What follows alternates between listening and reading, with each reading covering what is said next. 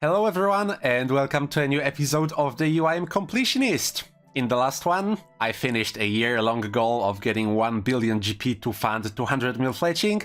I spent it all on supplies, so the overarching goal right now is to just do fletching to 200 mil and get as many collection log slots as I can while doing that. But there is one thing that I need to take care of first, because recently Jagex added some new stash units to the game, and I need to have all of the stashes completed, and the last one that I still haven't completed is the one final master stash, and that's why I'm in my combat gear right now, because I need to fight Hueycoatl. So that's what I'm gonna do, and I hope you'll enjoy. To finish the final master stash, I need to craft the Hueycoatl coif and vambraces, which uses up 3 hides in total. The hides are a 1 out of 34 drop for either 2 or 3, so if I'm lucky I'll get all 3 in one drop. Now the small problem is I plan to do solos because I don't want the loot being split, and my inventory is not entirely PvM ready. I, as usual, have a lot of junk on me, so it might take a few tries to learn the mechanics, but apparently if you're good at the boss you don't eat much food, so hopefully with some practice I should be fine. At least, that was the plan at first anyway. You see, the Hueycoatl fight consists of 4 phases, with phase 1 being very easy. You hit the exposed body parts, avoid blue ground, pray against falling rocks. Then phase 2 is the same, but you hit the head instead of the body. And then, on phase 3, you have to hit the tail. And the tail takes severely reduced damage, and on top of that, it moves from the left side of the arena to the right every 20 seconds, each time attacking you with a shockwave that can be dodged, but it takes a fair bit of concentration, so that, paired with how slow the tail phase is, and with the fact that I can't really afford to make any mistakes with how little food I brought, it looked like a recipe for a very miserable time. That is, of course, until I was advised that the hides drop in the same quantities even in group fights. Well, if that's the case, I'll gladly take reduced regular loot for faster and more convenient kills. I already got my billion. So I switched to doing groups. Ooh! A soiled page. I mean, that's a common clog, but it's a collection log nonetheless. Back to back into the Huasca seeds. I don't have a Tome of Earth, and even if I got one, I don't plan to keep it, so I'll be dropping those soiled pages. Goodbye. And as for the Huasca seeds, the only potion you can make from them, at least for now, is the Prayer Regeneration Potion, and the secondary for that is Aldarium, and for me, mastering Mixology is very far into the future, so even though I would like to keep them, it's just not a good idea, so I'll be dropping them as well.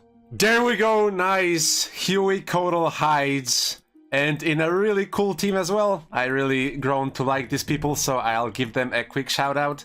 That's Quaid RS, Lil Bill Clinton, what a name, and Timmy 10 Gig. They all got something cool, those runs. If you ever stumble upon this video, thank you for the smooth runs. Anyways, I got my hides, let's go make the armors. Let's make the Hueycoatl coif and the Hueycoatl vambraces, and here at Salvager Overlook let's build the stash and fill it, and that is my absolute last stash unit in the game completed. Some players try to upkeep their quest capes, their music capes, their Zac helmets. I just want to have all of the stashes and then I'm happy. And let's address the elephant in the room real quick. I got 87 Lantadime seeds and I was only there for 1 evening. I had no idea Huey goes so hard for Lantadime seeds specifically. If I ever manage to clean my inventory, I might just camp him just for this. Okay, let's be real for a second. Me and cleaning up my inventory, like that's ever gonna happen. Since I'm done with all the stashes now, the game is open for me once again, so we are back to the master plan of just fletching and getting as many collection log slots as I can while doing that, and I feel like doing some volcanic mining, and if I do the solo method, there is a lot of time to do some fletching. I need 3 items to greenlock this minigame, and I'm especially interested in the broken dragon pickaxe, because so far I only have 1 dragon pick, and it would be good to get a second one to do TOA at some point in the future. It would be like feeding 2 birds with 1 scone. And yes, I'm shamelessly stealing Matkib's expression, I like it very much, hope he doesn't mind. Anyway, let's go do some volcanic mine. As soon as I enter the mine, there is a 30-second timer until the game starts, which gives me enough time to make 2 full sets of headless arrows, and while fletching them, I make sure to walk to the east staircase to save run energy.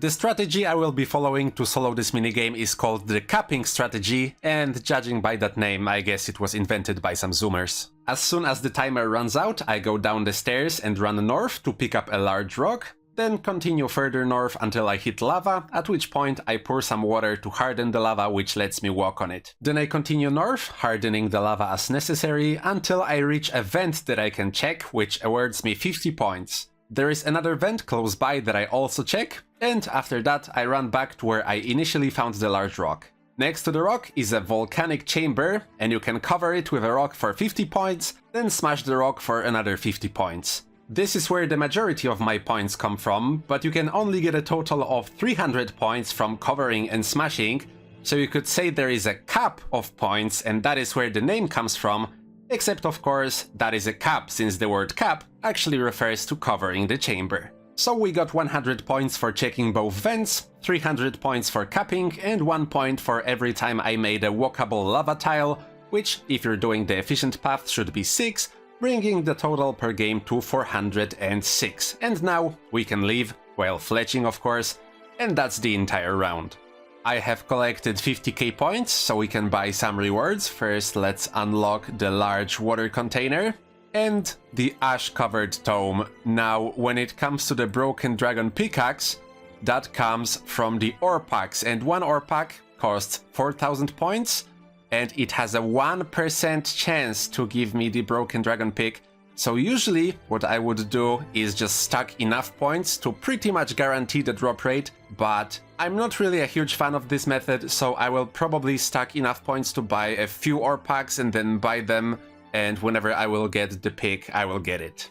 Got enough points to buy one ore pack, let's open it, and we get an assortment of ores, and since I don't want to keep any of them, I will just drop all of them and it's back to the mine, and that's how it'll go.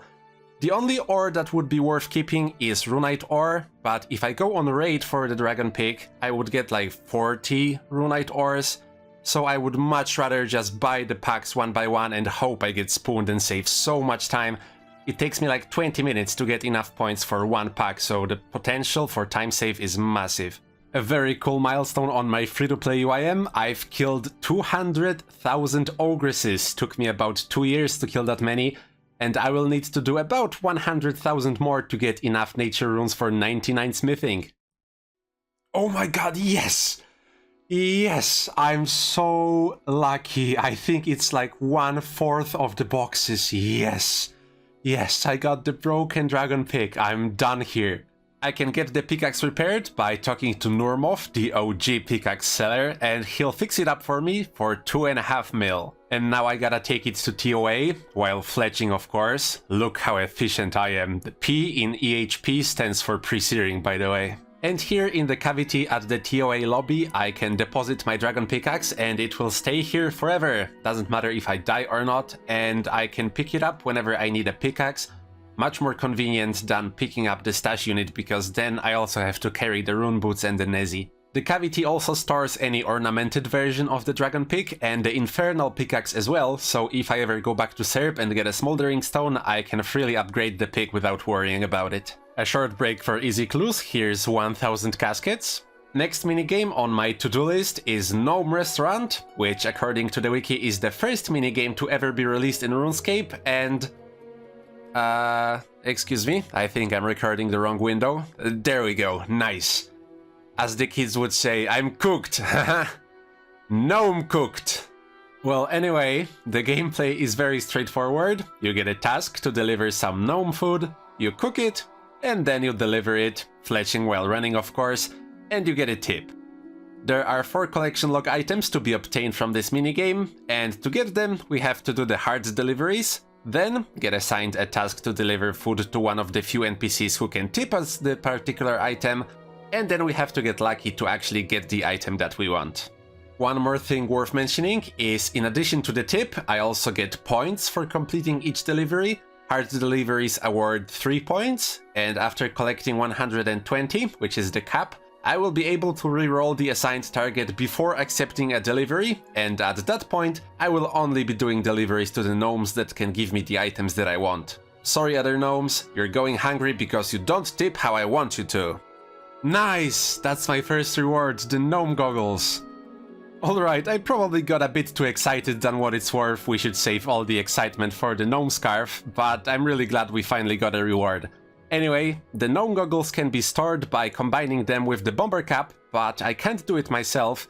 We need to talk to August on Entrana, so I'll just keep them in the inventory for now, and next time I dev pile we will go to Entrana and sort it out. When you're playing free-to-play, it's really easy to stay on top of every update because they're just so infrequent, so imagine my surprise when I found out that there was an update added like half a year ago that I had no idea about until recently, and it's related to random events, and the Beekeeper random specifically.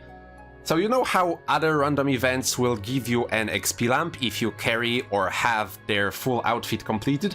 Well, Beekeeper didn't act like that, so about half a year ago, Jagex made it so that once you complete the Beekeeper random event, you always get an XP lamp. Doesn't matter if you carry an outfit or not, and that is really convenient for my UIM because I just don't have the space for all the outfits. And now I can get free XP lamps. And actually, speaking of updates, the run energy changes came out recently, and they had potential to be pretty disrupting to the free-to-play gameplay, because, let's be honest, free-to-play is more walking than running, but I'm happy to say that they weren't really all that impactful to free-to-play skilling. They resulted in roughly about a 5% buff to smithing, prayer, and runecrafting XP per hour, so that's pretty fine in my opinion. I maxed out my reward token, so now I get to choose who I want to deliver to, and the process is really simple. I just get an order and pick the hard one, and then I get told who is it that wants food delivered, and if it's not one of the people that I want the tip from, I just click off the chat and I can pick again. Now the minigame will really speed up. Nice! Another item, the Grand Seed Pod, and this one is pretty quirky. It behaves pretty much exactly like a Royal Seed Pod, except it has charges, but as you can see it also has a launch option, and when you click it, it will teleport you to the top of the Grand Tree, if I remember correctly, and it also gives you 100 farming XP, so this is essentially a grown oak tree, for free in terms of experience. What a weird item. Oh my god, there it is, mint cake, item number 3. Fun fact, a deep pre-searing lore, mint is my favorite dessert flavor, so if you ever want to bribe me, you know what to do. This is worth 140k on the G apparently, but I'm just gonna have my character eat it. Canonically, my character likes the same stuff that I do. Also, a question that I have. Do you guys also, whenever like Sandwich Lady comes up, do you pick up some item from her and have your character eat it? Or for example, every time I farmed strawberries on my character, I had them eat it, just because they deserve a little treat, you know? Do you also do that? Let's go! We got the gnome scarf, in my opinion one of the best fashionscape items there is. My god, look at it. Sadly, it's not storable anywhere, and I would like to keep it for a little while. So I have to plan my next grinds in order to be able to use it and not need any specific necklace. So I thought a bit about what I want to do next, and I think it's high time to dip my toes in the hallowed sepulchre. I haven't ever done this minigame on any account, so I'm very new to it, and it's one of the more difficult ones in the game, so I just want to be clear from the get-go, I will not be committing to the sepulchre in this video. That will be in the next episode. Next episode will be all about the hallowed sepulchre, but today I just want to try out the minigame, see how it feels, and in the next one we will be doing improvements to my setup, because as you can see it's absolutely terrible, and I will be committing more to the minigame. I will do a proper introduction / explanation of what this all is in the next episode when I actually know what I'm doing, but so far I know that the minigame has 5 floors that are increasingly difficult, so the goal for me for now is to finish floor 2, and I have no idea if this will be difficult for a newcomer, if this will be extremely easy for a newcomer. I just want to finish floor 2, and get to know this place a bit. Alright, let's go. Hello everyone, pre-searing from a few minutes later speaking. I have managed to finish floors 1 and 2 and 3 first try, so I will not be attempting floor 4 because I already exceeded my own expectations. I will just teleport out of here. Speaking of collection log slots for this place, I was able to get to 1 coffin on floor 1, but then all my nails bent because I just brought 10 with me. So luckily I haven't opened any of the coffins, and since I don't plan to come back, this was a very brief adventure for today. I will be getting all of the collection log slots, hopefully all of them, next video. So we will be starting from a clean slate, and the main advantage of just doing this now is I was pretty apprehensive to try and do sepulchre for a very long time, but floors 1 and 2 turned out to be really easy without watching any guides whatsoever, without downloading any specific plugins whatsoever. Floor 3 started getting to be a little more difficult for me, but I still managed to do it with a lot of failures during the time, but I still managed to make the time. This just made me really excited to actually go and do it next episode when I prepare my inventory to be perfect and just grind it out. I'm no longer scared of that place. And the last thing I wanted to do in this video is to finish up Chompy bird hunting, but I didn't feel ready yet to part ways with my gnome scarf, so I've decided to just collect my daily arrows and in the meantime complete some miscellaneous activities, starting with reobtaining the Imkando hammer. I actually finished the Gamdozal collection log when it first came out, and back then the hammer wasn't storable, so I have to get it again to be able to store it in my POH. And technically, I am able to fletch while running from the deposits to the anvil, so this kinda fits the theme of the video. Imkando hammer reobtained. And I had a bit of Baronite left over, so I unlocked all the Gamdozal permanent buffs, and I also entered the vault once for the music track. Then I went ahead and completed Daddy's Home, just to have it done, and after that I finished Barbarian Training. Turns out I had it done all this time, just never actually turned it in. And then I completed Death on the Isle, and then, alright, enough stalling, time to start grinding those chompies. I had to visit Hespori to reorganize my inventory, and that gave me an idea, which was very obvious in hindsight, but, you know, hindsight 2020 always. I might as well just keep the gnome scarf dev-banked for the foreseeable future. I mean, I was supposed to drop it anyway, so if I die and lose it, it's not really a big deal, and I might pick it up from time to time for some fashionscape. I'm gonna make the ogre bow real quick, get some bellows, and now I will sit at this swamp for 3000 more Chompy kills, which is required to get the final hat, and this isn't the most eventful activity, so I guess I will see you with the green log, or hopefully the pet. There's the little bird, the Chompy chick.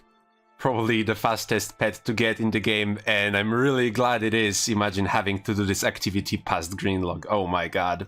3,999 Chompy kills. Let's finish this once and for all. Nice clean shot. We should get an XP drop, and that's 4,000 Chompies finally completed. So that was the tedious part. Now for the fun part, I get to claim all of those new hats from rants, and that means 5 new collection log slots, and for me, that also means I get to enjoy playing the game again. I spent the entire weekend at Chompy's all day, both days, but I'm really glad to have it behind me. It's just one of those things in RuneScape you'd rather just get done and not have to worry about it anymore. And I also completed everything I set out to do in this video, so I'm really happy. I will spend the evening here at Calcified Rocks for a little bit of break, but I'm really excited to start Sepulchre prep tomorrow. And with all that said, thank you for watching, hope you enjoyed. Hope you'll have a wonderful day, and I hope to see you in the next one. Goodbye.